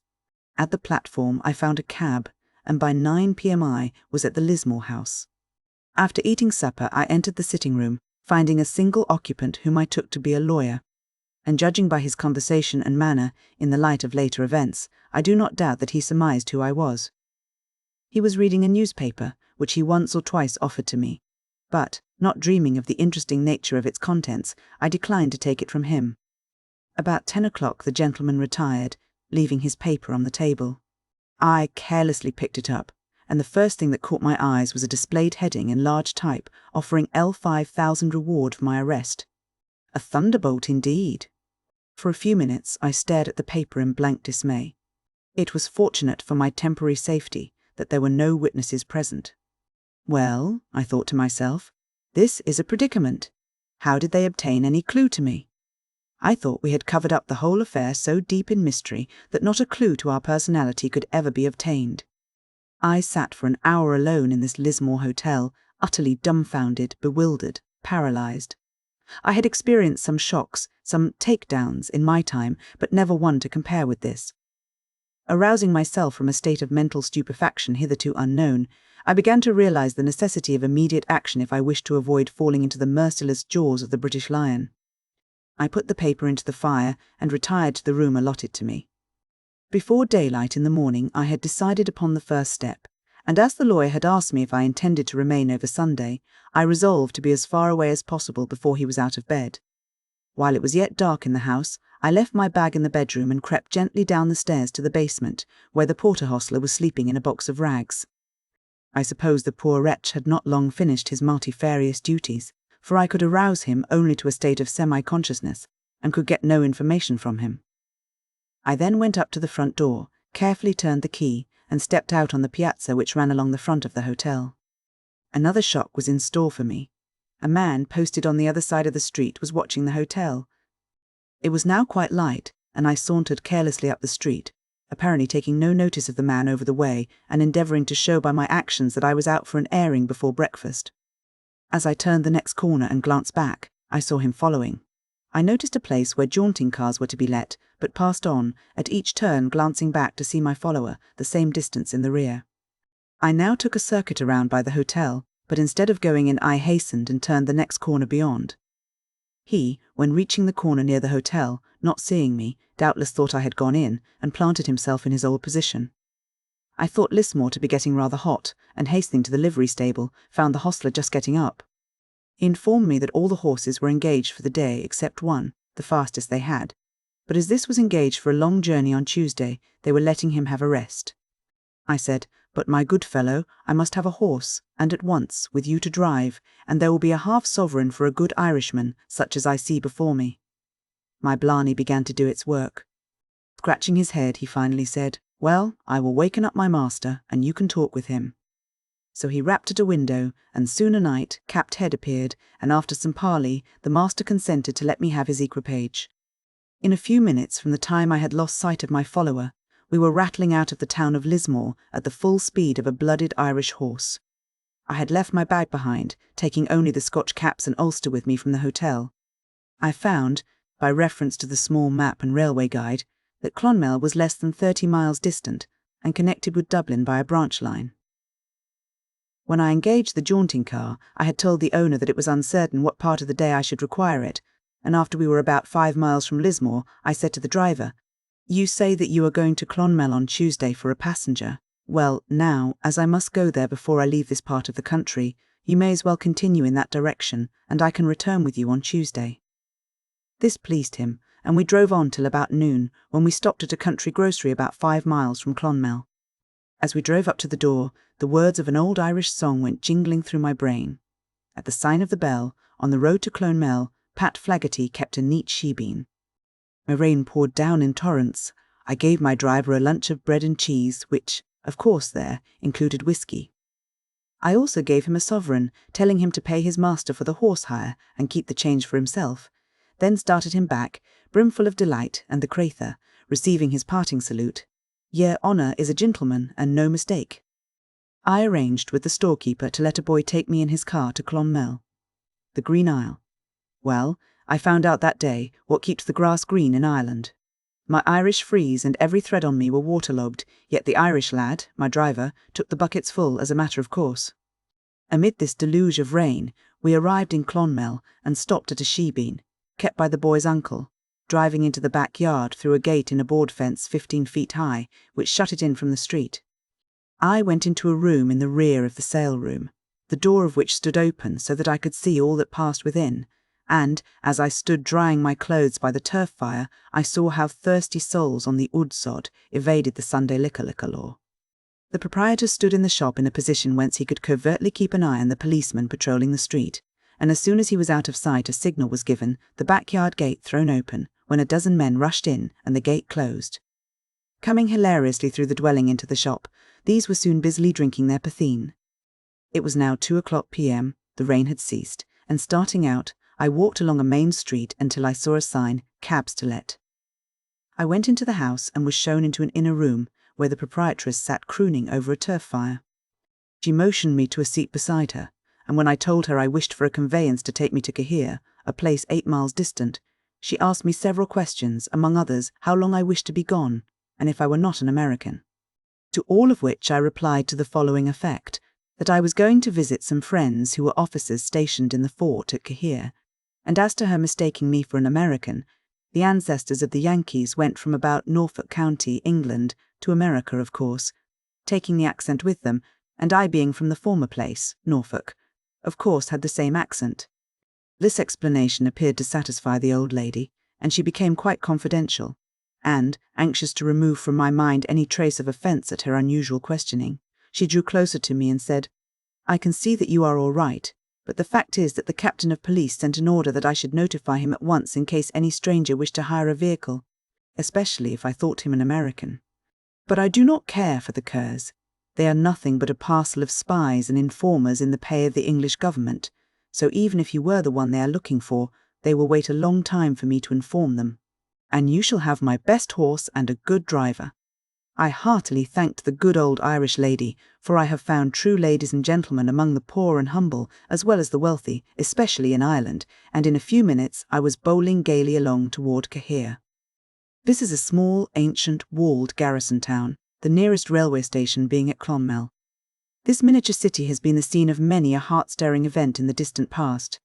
Here Cromwell was for a time held at bay, and his fanatical hordes made their Celtic opponents pay in blood for their patriotic and desperate defence of their homes and firesides. Driving through the town gate, I saw in the main street a grocery store with a blind down, and telling the driver to halt there, I paid him and sent him back. I then went into the grocery, and after taking a lunch of bread and cheese, continued my walk up the street. I saw a hotel just ahead, but not wishing to attract attention to my movements, I crossed to the opposite side, and while doing so, glanced back and saw a car come through the same town gate I had just entered and dash furiously up the street, pulling up at the walk a few yards behind me. Just as they sprang out, I turned to the left in a narrow lane in which I saw a gateway to the fort, just within the entrance of which a sentry was pacing, there being opposite several roofless cottages. The soldier's back being turned, quick as thought I sprang unseen within one of these, and in a moment I heard some men run around the corner and interrogate the soldier, who stoutly declared that no one had entered. The men then demanded to see the captain, were admitted, and after a short time I heard them come out and depart. I stood in that ruin 2 mortal hours until dusk, then walked out unseen by the sentry, and turning to the left, came into a narrow street lined with small dwelling houses. Chapter 26. Excuse, MESIRFOR questioning, YOU. Crossing the narrow street in Cahir, referred to at the close of the last chapter, I went in haphazard at the first door, without knocking, and saw a family eating their humble supper. As I walked in, I addressed the family at the table thus, "Good evening. Pardon my intrusion, and do not disturb yourselves, but by all means finish your supper." "Good evening, sir," was the reply from the man, whom I will call Malloy. "We are glad to see you. Will you sit by and have potluck with us?" "No, thank you," I answered. "I am an American, and it is my custom when travelling in any country to make unceremonious calls like this in order to see the people as they really are at home. After supper was over, I related to Malloy and his family several stories and incidents concerning the Fenians and their doings in America, which, of course, interested them greatly. When it was fairly dark, I arose to go, and Malloy went outside with me. He had previously informed me that he was employed by the government in the civil service. I will not state in what capacity, for although so many years have elapsed, the true-hearted Irishman may still be earning his bread in the same humble employment, and the knowledge that he assisted one whom he supposed to be a Fenian leader in 1873 might even now cost him dearly. When we were outside the door, I said, "The fact is, Malloy, I am a Fenian leader, and the police are after me. I have been dodging them for 2 days, and they are looking for me now in Cahir. I have important papers for prominent Fenians in various parts of Ireland, and it would delay our plans if I am obliged to destroy them. But I fear I must do so at once unless you can help me. I would almost sooner forfeit my life than to lose these papers, and I shall fight to my last breath rather than let them fall into the hands of the police, for it might be the ruin of several good men. My plan is to double back to Clonmel, and I want your assistance to get me out of Cahir." "Oh, sir," he replied, "it is too bad you did not let me know a little sooner, for the mail car is gone. It starts at 6 o'clock. Just as he had finished speaking, a car came rumbling past, and he exclaimed joyfully, "We are in luck. There goes the mail car to the post office." "Come with me." We hastened through a narrow, dark lane to the gate, the same I had entered from Clonmel, walked through, and at 100 yards beyond waited for the mail car, which soon came along. Malloy, being well acquainted with the driver, hailed him, saying that a friend of his wanted a ride to Clonmel. After shaking hands warmly with Malloy, I climbed upon the car, and the next instant I was whirling along, into fresh dangers, in that unique vehicle, an Irish jaunting car. Arriving near Clonmel, I saw a tavern, and ascertaining from the driver that it was near the railway station, I left the car and entered the place, only to find that the best, and, in fact, the sole food to be had for supper was eggs. Having been on the move since dawn, after a sleepless night, and almost without food, I hesitate to divulge how many eggs I disposed of that evening, for the statement might tend to throw distrust on the general veracity of my narrative. Having dried my wet clothes and put myself into a presentable condition, I went to the railway station to take the 11 p.m. train to Dublin. Seating myself on a bench outside, I handed some money to a porter and sent him for a ticket, which he obtained. There were but a few waiting about, so I stepped into the small waiting room and sat down near 3 other men. The one nearest, whom I at once put down for a local policeman in private clothes, turned and spoke to me.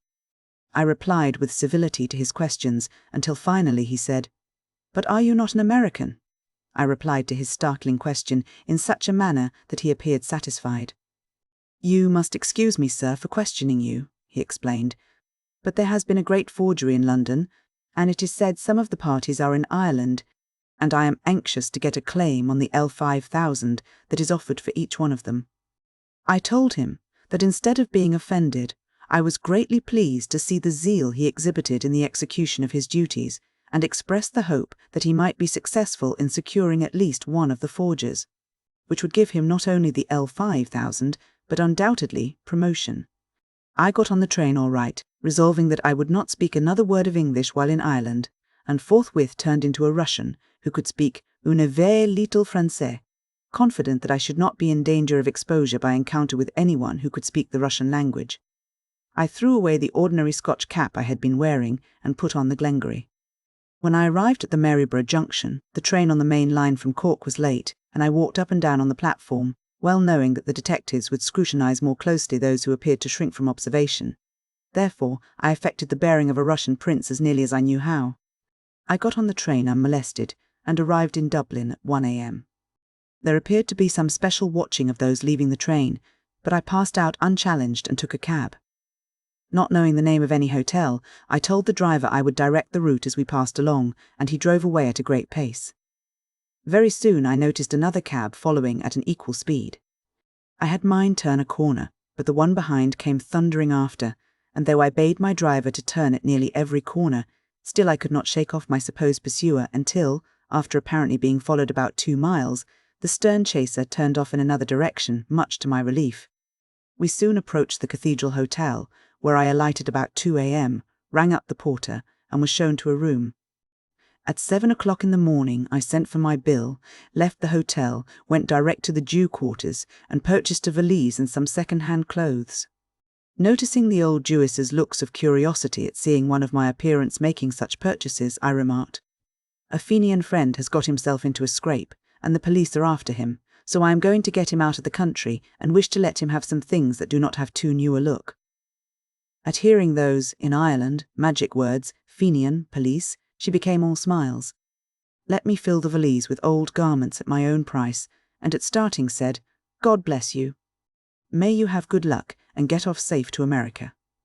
I then went to a more pretentious locality, where I procured a silk hat draped with mourning crepe, put the Glengarry in my pocket, and became a Frenchman. At this moment I discovered that I had left in my room at the hotel a large silk neck wrapper on which were embroidered my initials. I immediately stepped into a shop and left my new purchases, resuming the Scotch cap, and started for the hotel, where I had given no name, to secure the dangerous article left behind. Coming in sight of the hotel, I saw a man stationed opposite, leaning on a cane, who appeared to be watching the house. As I approached nearer, he kept his eyes covertly fixed upon me. Therefore, instead of entering the hotel, I walked past it and turned the next corner, glancing backward as I did so, and, to my dismay, saw the man following me. I now adopted the same plan of action that succeeded so well at Cork, and in half an hour I had shaken him off and returned to the place where I had left my new silk hat and valise. Donning the hat, with valise in hand, I was soon seated in an Irish jaunting car on my way to a station about 10 miles out on the railway to Belfast. Upon reflection, I was satisfied that the chambermaid had found the silk wrapper and taken it to the hotel office. There the initials, together with the knowledge of my arrival at so unusual an hour, without baggage, and my early departure, had aroused suspicion, and the police had been notified. At about 11 o'clock I arrived at the station, and going into a store paid my Dublin cabman and called for lunch. About 5 minutes before the train was due from Dublin, I walked into the empty station, presented myself at the ticket office and said, "Parlez-vous français, monsieur?" and received the reply, "No." I then said in a mongrel of French and English that I wished for a ticket to Drogheda, not daring to purchase one through Belfast. Supposing me to be a French gentleman, he was very polite and ordered the porter to take my baggage to the platform. There I found myself the solitary waiting passenger. As the train approached, I saw a pair of heads projecting from the carriage windows, eagerly scanning the platform. 2 men jumped off, and hastening to the station master began to talk to him in an excited manner, all the time glancing toward me. As I passed near the group to get on the train, I heard the agent say, "He is a Frenchman." No doubt he informed them that I had purchased a ticket to a way station only, a fact that would naturally allay suspicion. At the next stopping place they actually arrested a man, but went no further. I afterward ascertained that 12 men were arrested on that and the preceding day, among the number being a fraudulent debtor, trying to escape by the same steamer, the Atlantic. The following extracts from contemporary newspapers will give the reader some idea as to what a hot place Ireland was for me, by cable to the New York Herald, London. 3 shabbily dressed men, who from their accent are believed to be Americans, were arrested in Cork, Ireland, this morning while attempting to deposit 12,000 in that city.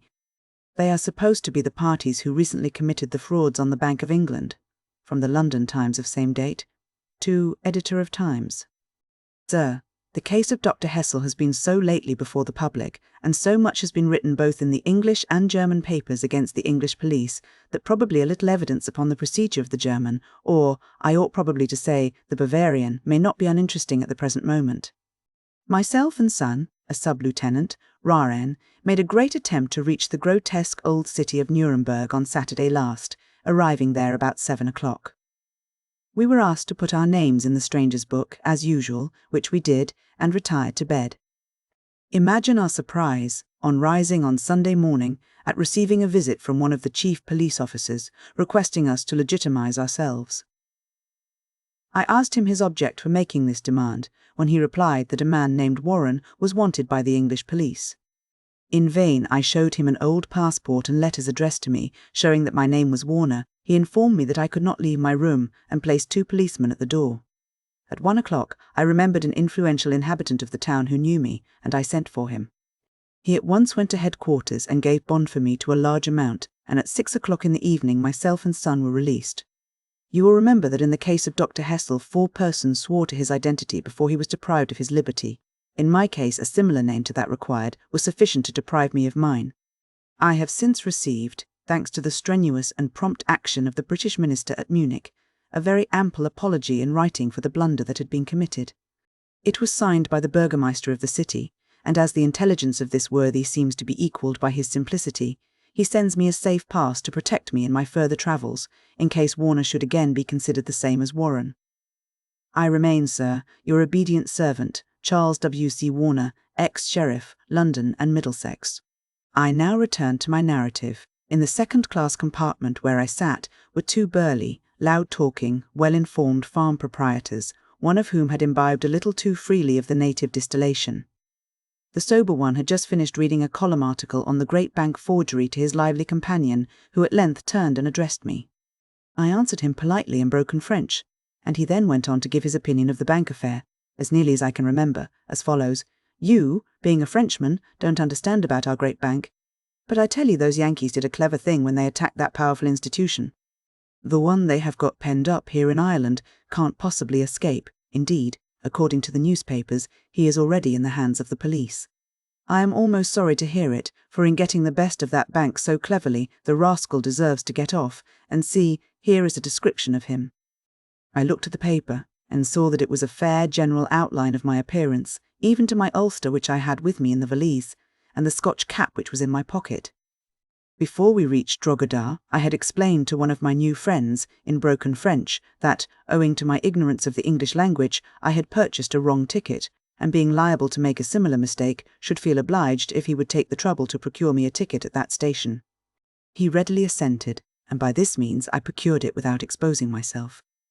The hunt for me was becoming so extremely hot that I dared not show myself again at a ticket office, and if I should be found on a train ticketless, that fact might lead to closer scrutiny.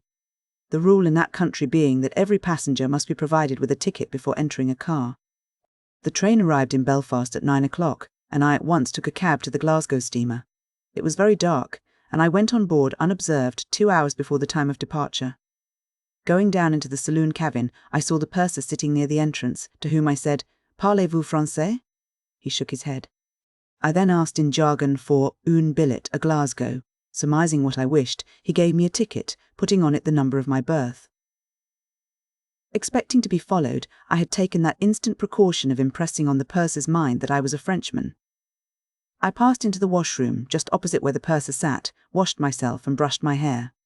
Just at this moment I heard steps descending the cabin stairway. Then the words, "Purser, a cab just brought a man from the Dublin train." "Where is he?" "Oh, you mean the Frenchman," replied the purser. "He's in the washroom."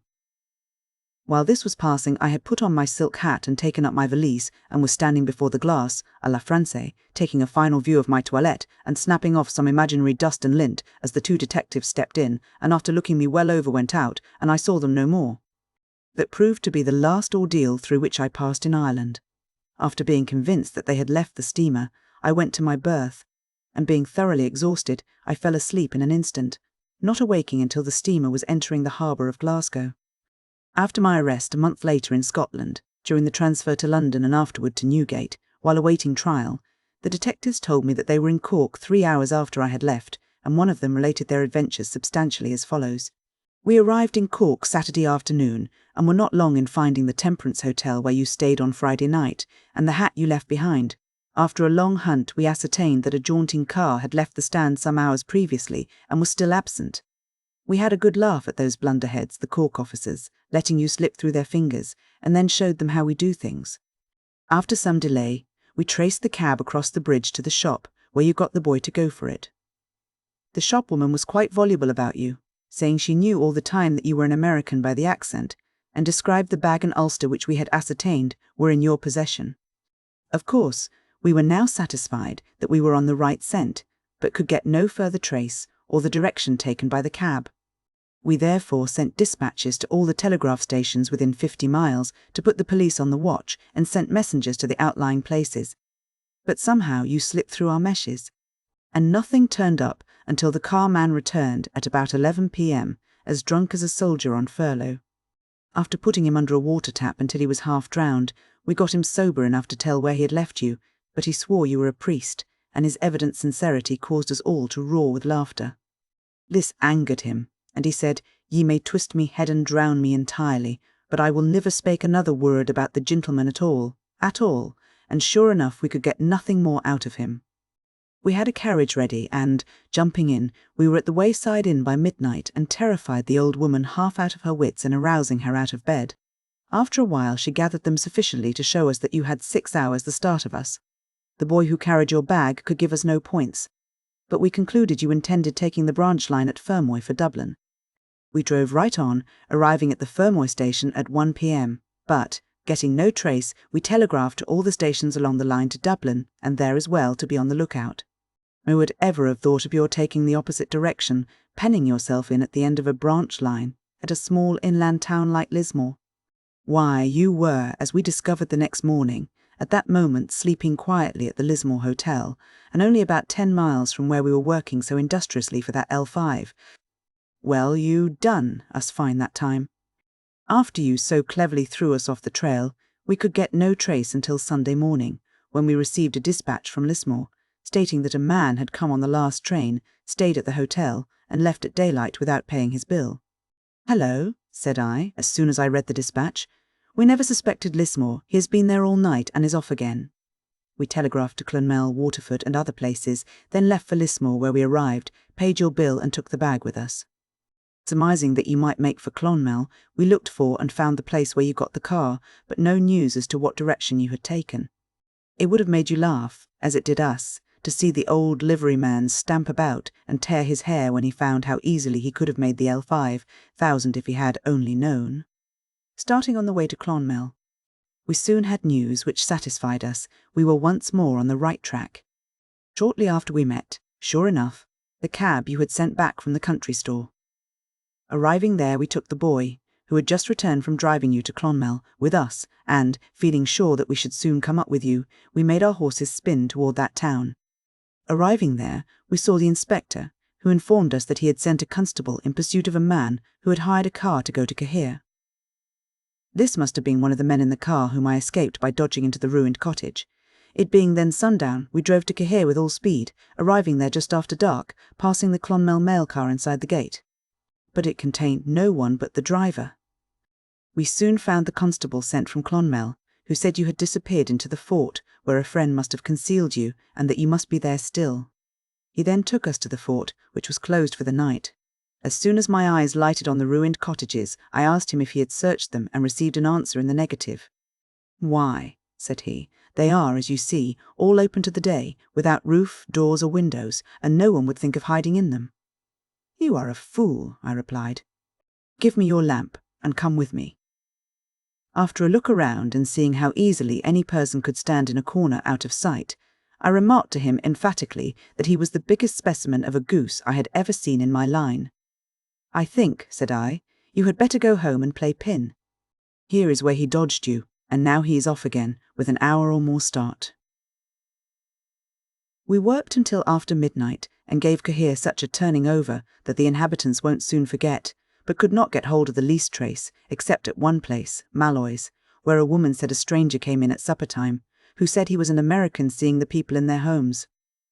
We cross-questioned the man, but could get nothing out of him more than that you had departed.